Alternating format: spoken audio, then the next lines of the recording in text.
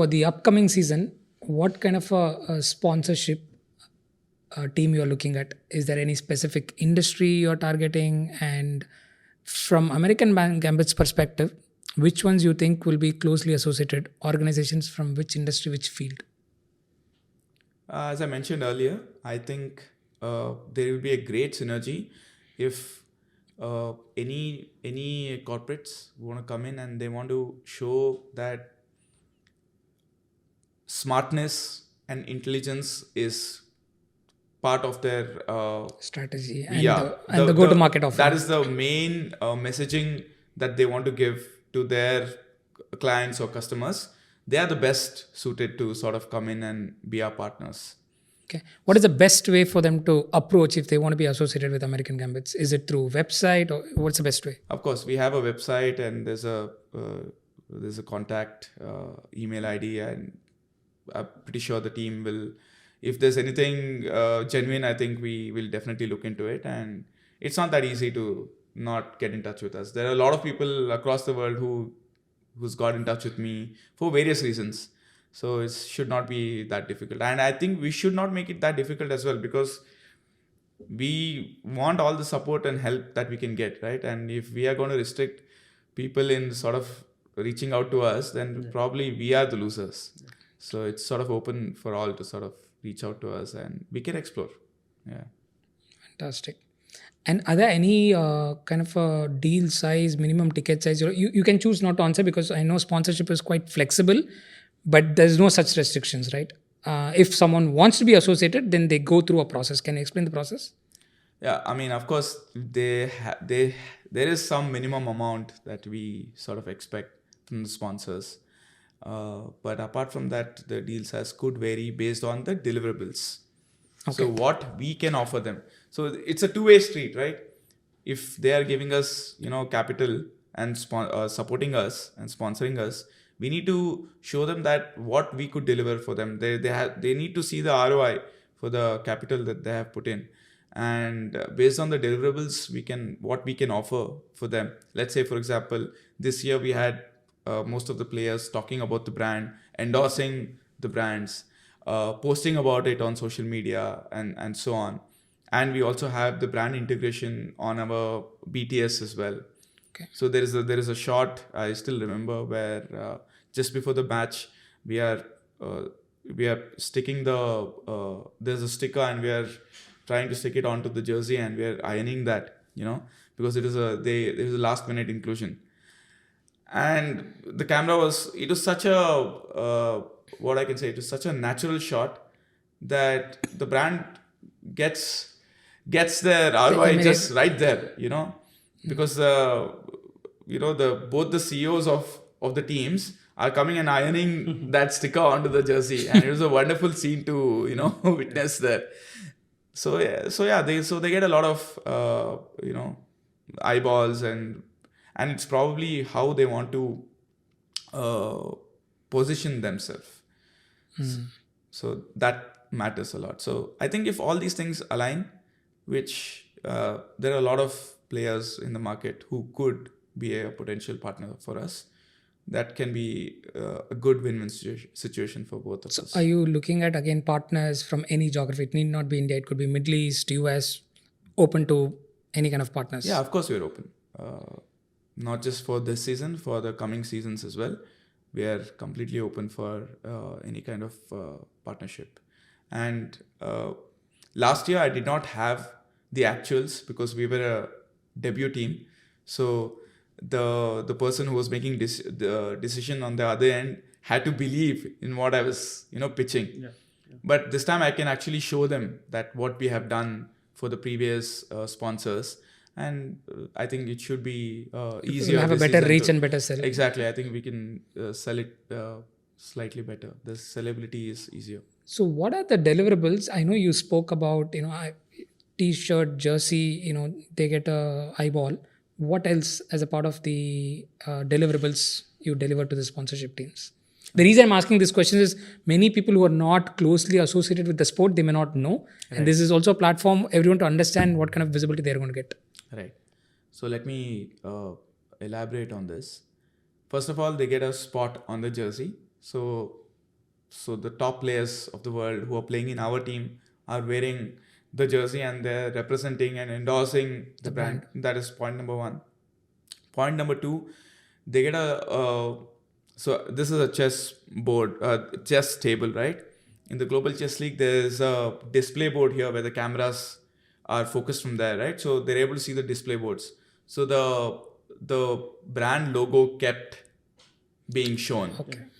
That is point number two. Point number three, we obviously have breaks in between. So wherever it was streamed across the world, the ads of the brands were being played. That is point number three. Point number four, as I said earlier, we had players endorsing. We had an infomercial shot as well for the brand. And the players posted about it on social media. All of them sort of promoted the brands. And and then the BTS integration. I think apart from this, I think it's quite a bit of visibility and the impact it can create. I think the third point that I mentioned, where they're getting the ad space, that was huge, which we managed to. And this happened because Jio Cinema or any Indian OTT or media company cannot endorse betting companies. So we had, so we got that space, the ad space, and I happened to call Mr. Samir and I said, we need to help people who are supporting us. So I ensured that the space that that was left by stake.com, we got it for all our sponsors. So I think that was something which is not in the deliverables and we gave it to them. So most of our sponsors are very happy in regards to that, because that was totally unexpected and it was a great thing, So most of the viewers of the Global Chess League would have definitely heard about the brand by now. Yeah.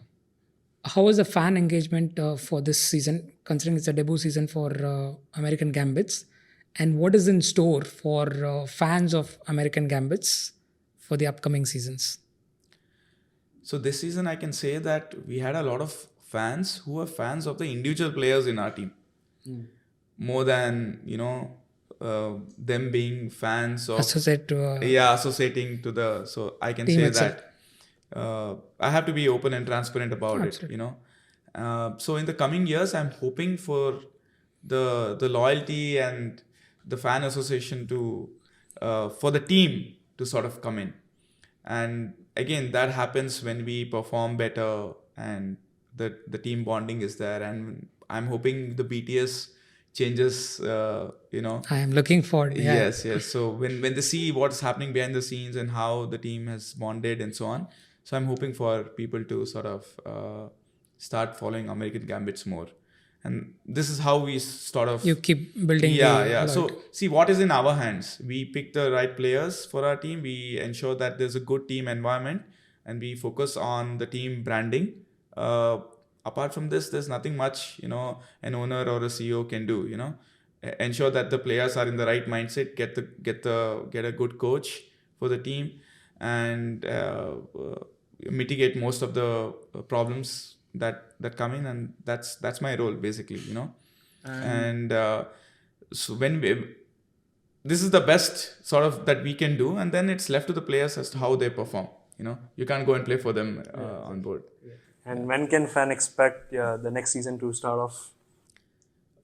So we are trying to, we as in the Global Chess League is trying to ensure that they block a certain window every year. And that window should be around September, October every year. It's not yet decided as to when the GCL will be held next season. But from what I heard, they should be announcing that by end of January. Okay. So the fans can expect by end of January as to when the season will happen next. I think that will give all of them some clarity, and it makes it easier for us as team owners to plan ahead and approach sponsors, approach potential partners, and strategize and build the team accordingly as well. So for our viewers and somebody like me who doesn't know a lot about the chess space, what are some major competition? I know World Championship is there, one is Global Chess League. What are some other major international championships or competitions around? Major? No, I think. No. Major. There are many major tournaments. World Championship is one of the major events. Actually, Then there's Olympiad. Any World Championships, be it in the classical format, Rapid Blitz. There are major events. Then there are Asian Games. Then there are some major classical events that are held, like Vacancy and London Chess Classic, and there are like so many events. and like now that. we have Tata Steel as we Yeah, speak. the started Steel just finished today. Yeah, so a lot So- happening in. Yeah. So the thing is, in chess, there are only serious events that happen, right? You're coming and playing serious chess, and there's not much of glamour and not much of entertainment factor that comes in. People are just focused on the game and nothing else. So Global Chess League is coming in and trying to change that a bit. They're trying to get that entertainment factor in. They're trying to get that fizz in. Make it. Yeah, they're making chess look a little bit more sexy. I can say, because otherwise it's boring. Yeah. Otherwise, I can't sit and watch an entire classical game myself, even though I'm an international chess player. Let me be honest. I definitely follow the games. After the games are done, I go through and I see the the highlights and I see all the moves that are being played and so on. But sitting for 4 hours and watching a classical game is quite difficult even for me. Yeah, that brings to my next question, because obviously Magnus is pulled out, right? I mean, he is also saying that he enjoys playing chess, but not classical anymore. Do you actually see the trend, just like what's happening in other sport and especially in cricket, that everyone wants, instant gratification, short time, maximum enjoyment and things? Is chess moving towards from a lot of classical tournaments to more of, rapid? And I will also talk about bullet. Do we have actually any bullet tournaments over the board? It's only online. And for our viewers, what is the difference between the classic one, the rapid one, the bullet one? I don't know about this. Yeah. Blitz in between. You can add that as well. Okay, so let me come to address your question first. The difference between a classical game, rapid, blitz, and bullet is the time between the time that is given to the opponents, right? So if it is 1.5 hours and above, the time given per player to finish the entire match, that's classical. So that generally lasts for around 3 to 4 hours. Then comes the rapid. So that is probably 30 minutes each or 25 minutes each plus some increment on the clock. So that again lasts anywhere between 45 minutes to an hour. And then comes blitz, where you get 5 minutes each or 3 minutes plus 2-second increment and so on. Again, that lasts for like maximum 10 to 15 minutes. And then comes bullet, which lasts probably 2 or 3 minutes. It's just 1 minute given to both the players, and that is just a mad scramble.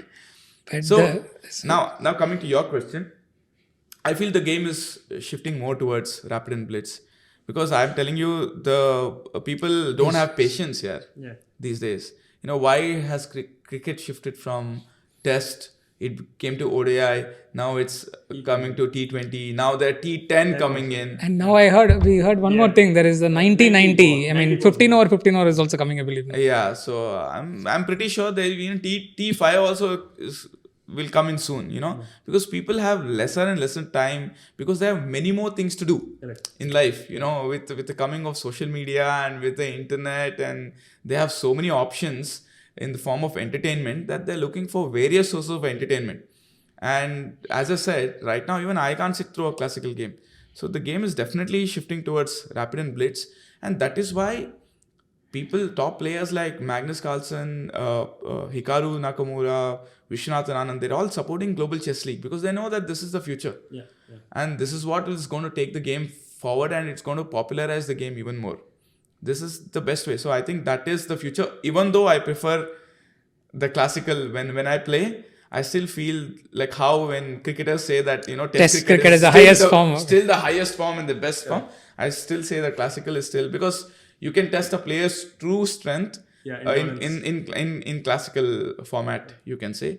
But in terms of the viewership and fan engagement and more people leaning towards the shorter formats, rapid and blitz are slowly taking over. So Prachura, just one question on that. Why they consider still classical as the highest form of chess? Because As someone who's just a chess enthusiast, not claiming to be a great chess player, because I think when it's a short time duration, right, the ability to think, act, and calculate requires much more uh, pace at which they need to make a decision, right? Compared to classical, they can take time. For hours together, people can just do calculations and so. Why? But why do they consider classical is still the best form? Is it endurance? It's a patience? Or what is that? No, it's because you have time to calculate multiple variation in a certain situation and make the best possible move. In Rapid and Blitz, what happens is, you would have heard from all the top players, they go mainly based on intuition than calculative moves. They'll calculate to a certain extent, and then they don't want to take more time because they're running out of time, and they make the move. But in classical, you have the time to think and to ponder over, eliminate all the variations, and come to the best possible move. So the quality of the game is very high in classical, and people blundering is a lot lower in classical. So that's why I still feel if you want to see a very high game, a high quality game, you get more of that in classical. Of course, in Rapid also people play a very high quality game, but of course there are many more blunders in Rapid and much more blunders in Blitz than in classical. The beauty of it, why I'm smiling, is in GCL, some of the games, even though it is rapid, we were able to see bullet towards the end when there's a time crunch. Pieces are flying and players are standing and playing and stuff like that. So it's a beauty of GCL. Obviously, as the co-founder and CEO of American Gambits, you were also at the GCL in London, been with the players. Can you give us some insights or trivia about some of the great qualities you have seen in American Gambits players as well as any other players? Because generally, people who are not associated with the sport and who are not in the close quarters, they always like to understand how do they think, what do they eat, what's their routine like. This curiosity is always there, right? And that's the reason I'm asking a question. You could take names, you need not take names, but it'll be good to understand some of the things which has been eye-opener for you as well when you've been part of the GCL. First thing I want to say is I want to demolish the notion that chess players are nerds. Okay? That is a very common perception in India and across the world, that if you're a chess player, then you must be some kind of a nerd. You're having specs, you're only thinking and you don't go out much, you're sort of introverted. That's what they think. No, but it's very different. Chess players are someone who generally have above average IQ, and they're also slightly eccentric, you can say. So they'll do a lot of crazy things which you can't even imagine of. And in terms of their eating and sleeping habits, so like few people, I don't want to take names, few people were at the casinos at night, they like to enjoy their life. They finish their preparation, and then to kill time, they're at the casino, they do things what they like. And eating and sleeping habits are certainly personal. So every player has a different eating, sleeping, and different kind of way they let the stress out. It's very, very different. But most of them try to be fresh for the game.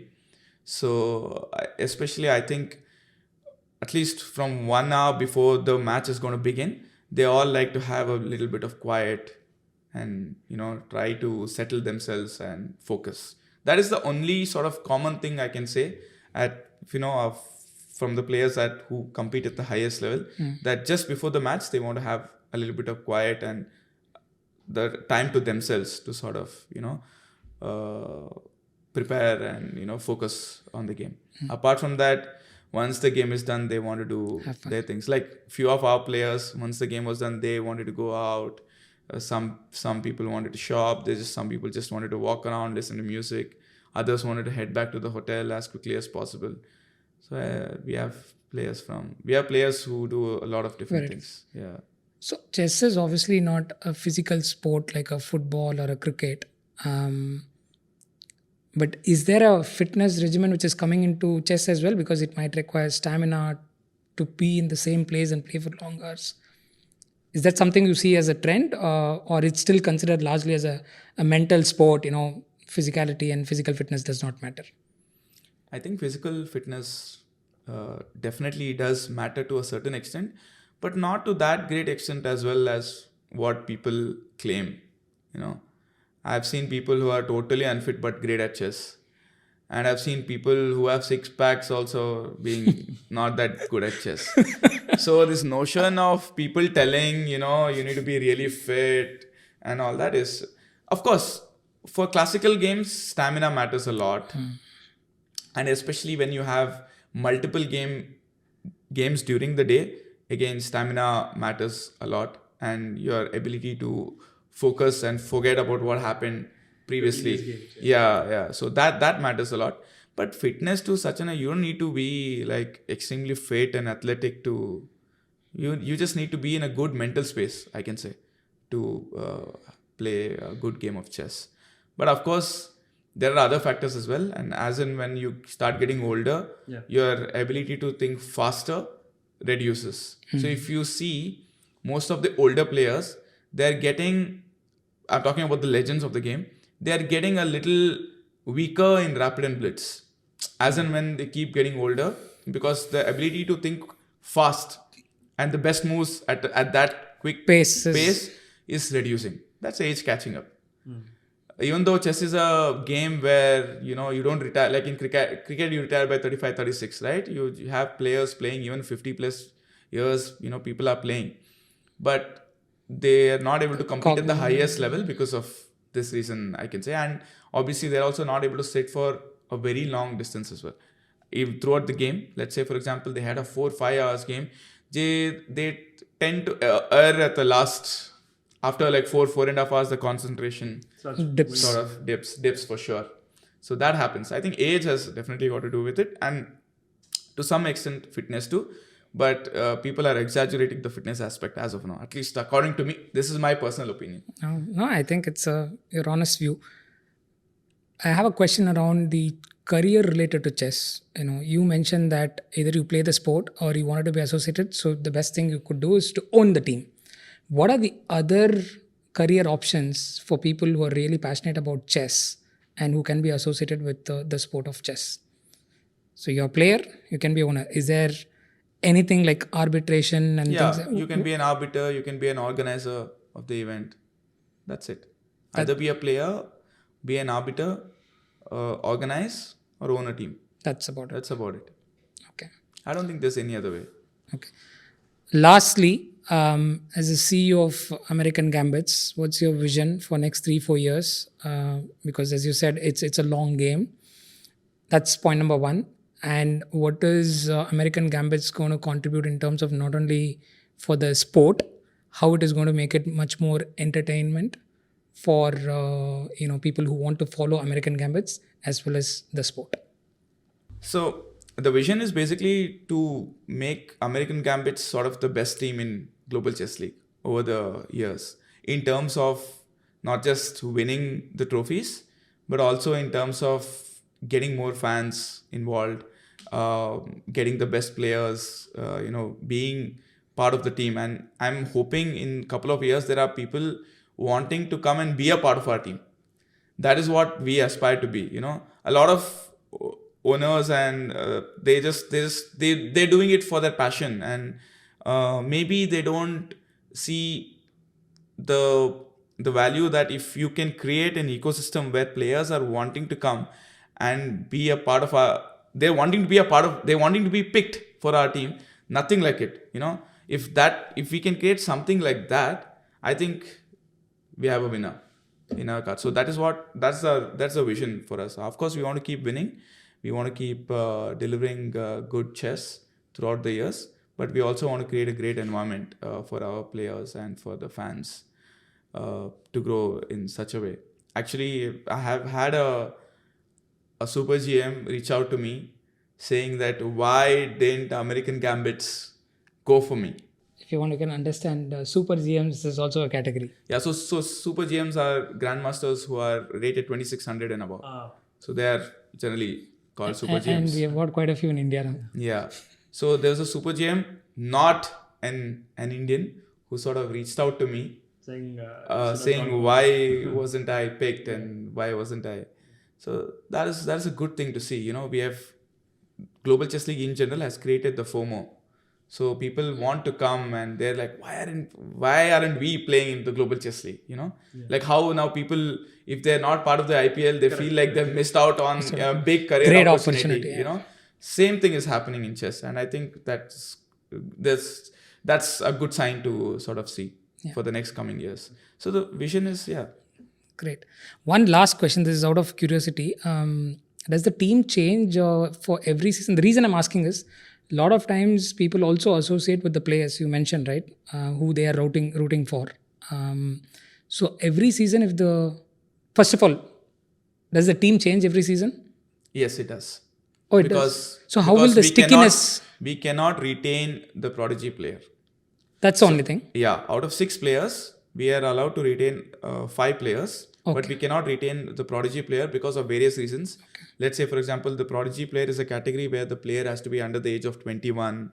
He or she has to be rated between 2500 to 2600. So within a year, those things can change. Either they can go higher or lower in terms of rating, and they have to be rated. Sorry, there's a correction. The rating has to be between 2600 to 2700. Okay. In Prodigy, I said 2500 to 2600. So the rating has to be in that particular range, and they have to be below the age of 21. So sometimes there are players who are crossing that age. Sometimes there are players who are dropping down ratings or going, like in the first season, Pragnananda was a prodigy player. Correct. And by the time second season came, he was already in the top 10 in the world. So he went to the general category, the superstar category. So that's how it is. So obviously you will not, retaining Pragnananda in the prodigy category unfair, would have been like totally unfair, right? Yeah. So that is why they don't allow us to retain the prodigy player. But 5 players you can retain. 5 players we can retain. Okay. So fantastic. So I feel for the team chemistry to keep going and team bonding to go in, we should be looking to retain as many players as possible. But also we should have the goal of strengthening the team. That's true. Every year. So it has to be a balance of both sort of retaining your sort of core players and then trying to strengthen every year, which is what the other teams could do prior to this season.